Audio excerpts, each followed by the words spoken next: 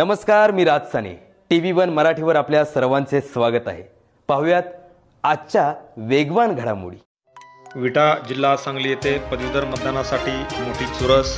अनेक मतदान केंद्रासमोर रांगाच्या रांगा लागल्या. विटा जिल्हा सांगली येथे पदवीधर मतदारसंघाच्या निवडणुकीमध्ये मोठी चुरस निर्माण झाली. अनेक मतदानच्या बूथसमोर मोठी गर्दी झाली होती. सायंकाळी 4 वाजेपर्यंत अनेक मतदान केंद्राच्या समोर या ठिकाणी रांगेत उभे राहून पदवीधर मतदारांनी आपला मतदानाचा हक्क बजावला. आमचे सांगली येथील TV1 मराठीचे प्रतिनिधी सुभाष पाटील यांनी घेतलेला आढावा यानंतर पाहूया.